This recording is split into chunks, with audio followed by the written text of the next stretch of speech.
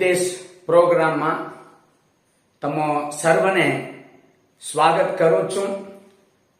પ્રભુ આ ગુરુ ઉપદેશ શિક્ષણથી તમને આશીર્વાદ આપે.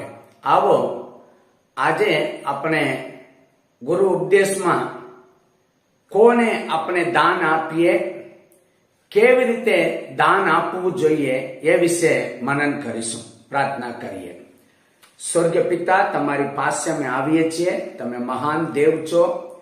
અમારી સાથે આ ગુરુ ઉપદેશ દ્વારા વાત કરજો. અમારા આત્મામાં પ્રભુ અમે નિર્ણય લઈને તમારી આગળ સારો પગલો ભરી શકે, તમને અમે સન્માન કરી શકીએ. અમારા દાનોથી એ કૃપા અમને આપજો. ઈસુના નામમાં માંગુ છું પિતાજી, આમેન. હાલેલુયા.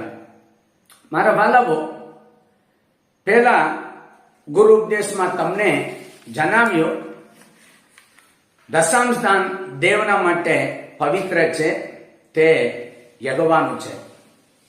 બીજી ગુરુ ઉપદેશમાં તમને જણાવ્યું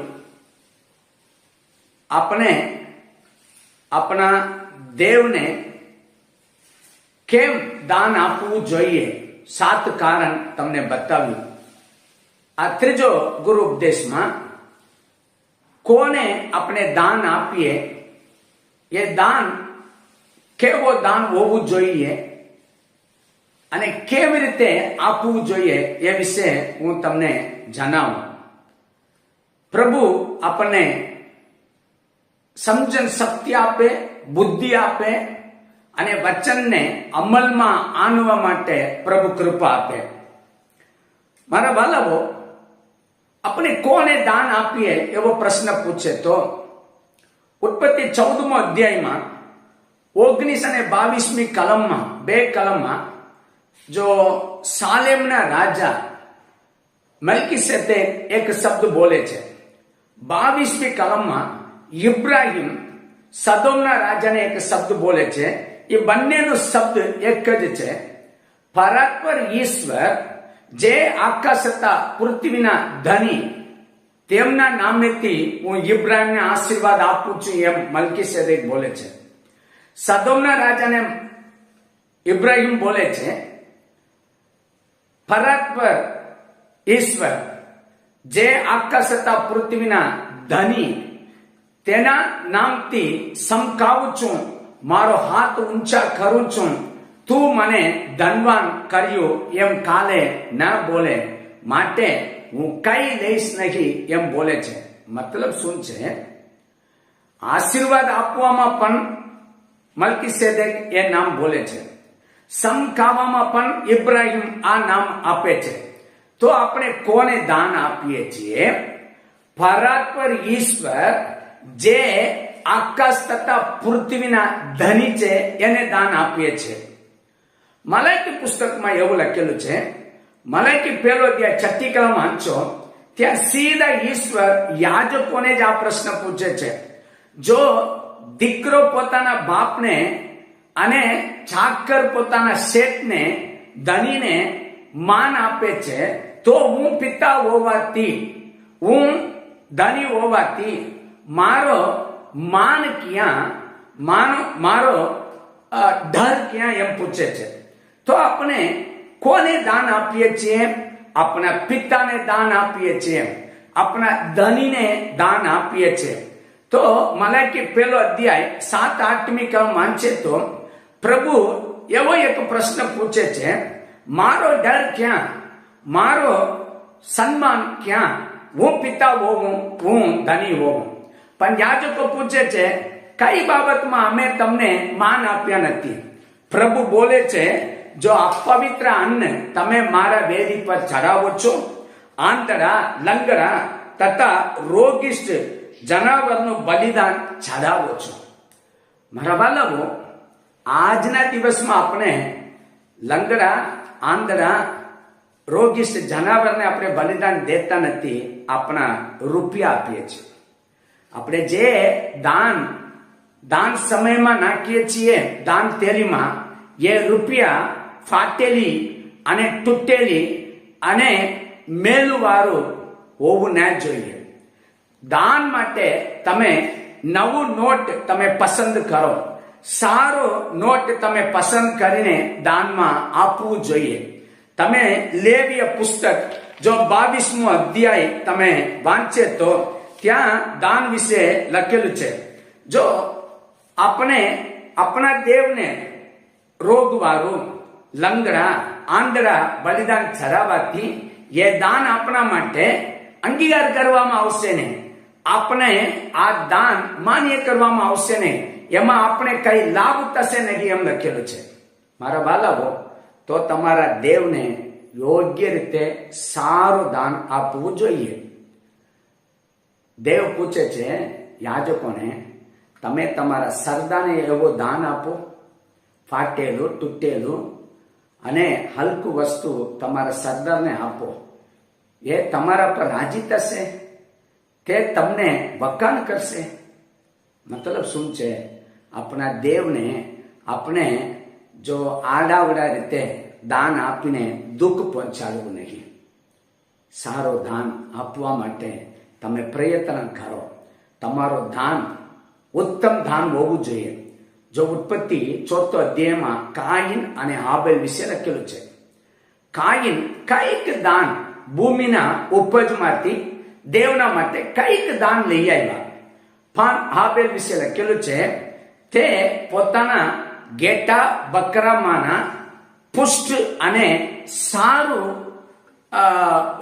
દાન અર્પણ કર્યું. દેવે હાબેલનું દાન પસંદ કર્યું, સ્વીકાર્યું. કારણ બાઇબલમાં એવું લખેલું છે તેમનું દાન જો સારું અને પુષ્ટ હતું. મારા બાળકો, કાઈન ત્યાં ગુસ્સો થયો. દેવ પૂછે છે, તું સારું કરે તો તને કેવું સારું લાગે? તું સારું કરે તો, ભલું કરે તો તને આશીર્વાદ મળશે એમ બોલ્યા. મારા બાળકો, દાન દેવામાં તમારો વિચાર બરાબર ના હોય, તમારા હૃદયમાં ઓટોમેટિકલી અદેખાય, ઈર્ષા એવો આવી જાય. જગતમાં પહેલો પાપ આવ્યો આજ્ઞાભંગ. બીજો પાપ શું આવ્યો? ખૂન કરવાનું. કેમ ખૂન કર્યો? પોતાના ભાઈને. પોતાનું કામ બુંડું હતું. કેમ બુંડ હતું? એનો વિચાર દેવને સન્માન કરવામાં યોગ્ય નથી. જ્યારે આપણે દાન દેવામાં બરાબર તે વચન પ્રમાણે આપણે ચાલતા નથી, આપણા સ્વભાવ પણ ખરાબ હોય, આપણા ચાલચલગતમાં ઘણું વાંધો હોય. મારા વાલાઓ, તમે તમારા જાતને તપાસ કરીને જુઓ. આજે આપણે આગળ વધીશું. આપણે કેવી રીતે દાન આપવાનું? પહેલો બાબત, તમે દેવને હોશથી આપવાની ઈચ્છાથી દાન આપો એમ લખેલું છે. મારા વાલાઓ, ખેદથી નહીં, ફરજિયાતથી નહીં, પણ ખુશીથી દાન આપનારને દેવ ચાગે છે એમ લખેલું છે. તમે હોશથી દાન આપો. નિર્ગમન પુસ્તક 25મો અધ્યાય 2જી કલમમાં એવું લખેલું છે, જો દેવે બોલે છે જેની પાસે આપવાની હોશ છે તેની પાસેથી મારા માટે દાન ઉઘરાવો. જો તમારી પાસે આપવાની ઈચ્છા ના હોય, તમારી પાસેથી દેવ દાન લેવા તૈયાર નથી. મારા બાળકો, નીચે તમે નિર્ગમન 35મો અધ્યાય 20મી કલમ વાંચે તો ત્યાં પણ લખેલું છે, મુલાકાત મંડપની સેવા માટે, મુલાકાત મંડપના વસ્તુઓ માટે, પવિત્ર વસ્ત્રો માટે લોકો જો ખુશીથી દાન આપ્યા એમ લખેલું છે. 29મી કલમમાં પણ નિર્ગમન 35મો અધ્યાય 29મી કલમમાં પણ એવો શબ્દ જ લખેલો છે. તો દેવને દાન કેવી રીતે આપવાનું? હોશથી, આપવાની ઈચ્છાથી તમે દાન આપો. બીજો બાબત, કેવી રીતે દેવને દાન આપવાનું? પુષ્કળ આનંદની સાથે ઉદારતાથી દાન આપો. મારા વાલાઓ, બીજો કરંદી 8મો અધ્યાયમાં આ શબ્દ લખેલું છે, દેવને આનંદ સાથે ઉદારતાથી દાન આપો. મારા વાલાઓ, જ્યારે તમે દેવને દાન આપવામાં સંતોષ પામો છો અને ઉદારતાથી આપો છો, એ સમયમાં એવો એક કાર્ય થાય છે, તમે તમારા યથાશક્તિ બલકે શક્તિ ઉપરાંત પણ તમે દાન આપવા લાગશો. મારા અનુભવ છે મારા વાલાઓ, હું અનુભવ કરીને બોલું છું. દાન દેવામાં કદી સમય આપણે એમને આપવાનું નહીં. આનંદ સાથે ઉદારતાથી આપો. તે દાનને દેવ સ્વીકારે છે. મકેદોનિયા મંડળીના વિશ્વાસી લોકો વિશે ત્યાં લખેલું છે, તેઓ ખૂબ દરિદ્ર અવસ્થામાં હતા. તેઓ ખૂબ કસોટીમાં, દુઃખમાં હતા. તોય તેઓ દેવને એવો દાન આપ્યા, યથાશક્તિ બલકે શક્તિ ઉપરાંત પણ તેઓ દાન આપ્યા. તમારાથી મારાથી આ કામ થાય. ત્રીજો બાબત, કેવી રીતે આપણે દાન આપવું જોઈએ? રાજી ખુશીથી દાન આપો. રાજી ખુશીથી દાન આપો. તમારા દેવને તમારો દાન, દશાંશ દાન, ઉચ્ચાલી અર્પણ એ બધું રાજી ખુશીથી દેવું જોઈએ, દુઃખથી કેદથી નહીં. જ્યારે દાઉદ રાજા મરણ પામવાનો સમય આવ્યો, ત્યારે તે સુલેમાનને લોકોની આગળ લાવીને દાઉદ પોતે દેવના મંદિર બાંધકામ માટે દેશના ભંડારમાંથી પણ દાન આપે છે. પોતાના ભંડારમાંથી પણ દાન આપીને લોકોની આગળ એવો એક કાર્ય મૂકે છે, તમારામાંના કેટલા લોકો દેવના મંદિરમાં બાંધકામ માટે દાન આપશો? ત્યારે દાઉદ નીચે જે મંત્રી લોકો હતા, જે સત્તાધિપતિઓ, સક્ષાધિપતિઓ, અધિપતિઓ, અધિકારીઓ હતા, તેઓ બધાએ દાન આપ્યા. એ દાન વિશે લખેલું છે, લોકો રાજી ખુશીથી અર્પણ કર્યો.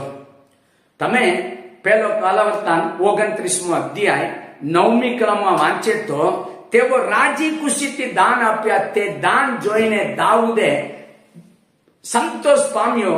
દેવની આગળ જો દેવની સ્તુતિ કરવા લાગ્યા. મારા વાલાઓ, તમારો મારો દાન દેવના રાજ્યમાં ઉપયોગી થાય છે. તમારો મારો દાન જોઈને દેવ પણ રાજી થાય. તમારા અધિકારી લોકો, તમારા પાસ્ટર લોકો તે દાન જોઈને સંતોષ પામે છે. માટે તમે રાજી ખુશીથી તમે દેવને દાન આપો. ચોથો બાબત, પોતાના જાતને ત્યાગ કરીને દાન આપો. ચોથો બાબત, પોતાના જાતને ત્યાગ કરીને દાન આપો. મારા વાલાઓ, માર્ક લખેલી સ્વાર્થા 12મો અધ્યાય 41મી કલમથી 44મી કલમ સુધી એક વિધવા વિશે લખેલું છે. ઈસુ દાન પેટીની સામે બેસીને લોકો કેવી રીતે દાન આપે છે એ પણ જોતા હતા. આજે પણ તમે અને હું દાન આપતા સમય ઈસુ જોઈ રહ્યા છે. મારા વાલાઓ, પોતાના જાતને ત્યાગ કરીને દાન આપે છે તે વિધવા સ્ત્રી. તે દાન પેટીમાં 2 દમડી પૈસા જ નાખી. પણ ઈસુ બોલે છે, પોતાના શિષ્ય લોકોને બોલાવીને, જો આ સર્વ લોકો દાન આપ્યા, એ સર્વ કરતા આ વિધવા સ્ત્રીએ વધારે દાન આપતી હતી. એનું ખુલાસો પણ આપે છે. આ બધા લોકો પોતાના પુષ્કળતામાંથી દાન આપે છે, પરિપૂર્ણતાથી દાન આપે છે, પણ આ સ્ત્રી પોતાના આજીવિકાને પણ નાખી દીધી. એટલે એની પાસે 2 પૈસા જ હતી, એ લઈને દાન પેટીમાં નાખી દીધી. આવતા વખતનું ભોજન, આવતીકાલનું જીવન જીવવાનું એની પાસે કાંઈ નથી. મારા વાલાઓ, તે વિધવા સ્ત્રી પોતાના જાતને ત્યાગ કરીને દાન આપ્યું. સારપત વિધવા વિશે લખેલું છે બાઇબલમાં. દેવે બોલે છે, તને પાલન પોષણ કરવા માટે સારપત વિધવાને હું તૈયાર કર્યો, તું ત્યાં જા. તે આવે છે. તે સ્ત્રી જો લાકડી વીણે છે, એલિયા પાણી માંગે છે, પાણી ભરવા જાય છે, પાછળથી બોલે છે, તું આવતી સમય એક નાની રોટલી પણ લઈ આવજે. એ સ્ત્રી બોલે છે, અરે મારા મુરબી, 1 મુઠ્ઠી લોટ છે, એ લોટથી 1 રોટલી બનાવીને હું અને મારા દીકરા મરવાના છે, એ માટે હું લાકડી વીણું છું. દેવ બોલે, એલિયા બોલતા હતા, તોય એમાંથી એક નાની રોટલી બનાવીને લઈ આવજે. એ સ્ત્રી શું બોલે છે, હું અને મારા દીકરા કાંઈને મરવાના છે, 1 રોટલી બનાવીને એમાં માં અને દીકરા અડધા કાંઈને મરવાના છે. એ પ્રબોધક બોલે છે, તોય એક નાની રોટલી લઈ આવજે. તે સ્ત્રી આજ્ઞા પાલન પાડતી હતી. મારા વાલાઓ, પોતાના જાતને તે વિધવા સ્ત્રી પણ ત્યાગ કરીને, ભલે પોતાના દીકરા માટે થોડેક મળે વાંધો નહીં એવો વિચાર કરીને તેઓ પોતાના જાતને ત્યાગ કરીને તે આપતી હતી. એ પ્રમાણે આપણે આપણા પ્રભુની આગળ આપણા જાતને ત્યાગ કરીને દાન દેવું જોઈએ. તમે પરમેશ્વર માટે, સ્વર્ગીય ઈશ્વર માટે દાન આપીને કદી સમય તમે દરિદ્ર અવસ્થામાં પડવાના નથી. તમિલનાડુમાં એક સેવક છે, તેઓ એફએમબીમાં પહેલા હતા, પછી વિશ્વવાણી સેવાનું ફાઉન્ડર છે એમિલ જબસની. તેઓ આ શબ્દ તેમના ગીતમાં વાપરે છે, ખ્રિસ્ત માટે જે કોઈ દાન આપે છે તે દરિદ્ર બનશે નહીં. રાજ્યના ઉન્નતિ માટે જે લોકો પોતાના જાતને ત્યાગ કરે છે તેઓ નષ્ટ પામશે નહીં. મારા વાલાઓ, તમારા દેવને તમે આકાશ તથા પૃથ્વીના ધની સમજો. તમારા દેવને તમારા પિતા સમજો. તમારા દેવને તમારા ધની સમજીને સારું દાન આપો. મારા વાલાઓ, ફાટેલું તૂટેલું નહીં અથવા હલકું આપવાનું નહીં. જેમ કાઈન કઈક દાન લઈ આવ્યો. આજે ઘણા બધા ખ્રિસ્તી લોકોના જીવનમાં વાંધો આ છે, કઈક આપું. આજે સેવામાં રહેનાર ફાસ્ટર લોકો પણ એમ જ કરે છે, કઈક 200 રૂપિયા આપું મહિનામાં કઈક 500 રૂપિયા આપું. આવક છે મંડળીમાં, પણ સેવક લોકો કઈક આપે છે, પૂરા મનથી નહીં, પૂરા દાનમાંથી દાન આપતા નહીં.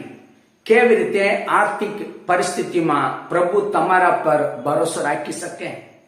કેવી રીતે આર્થિક રીતે પ્રભુ તમને આશીર્વાદ આપી શકે? તમારી પાસે કાયમનો સ્વભાવ છે, કઈક આપો છો તો તમારો સ્વભાવ કેટલો ખરાબ હોય. તમે દેવની આગળ જો તમે ખુશીથી રહી શકતા નથી, કઈક આપોમાં તમારા જાતને ત્યાગ કરીને આપો. રાજી ખુશીથી દાન આપો, ખુશીથી દાન આપો, પુષ્કળ આનંદની સાથે ઉદારતાથી આપો.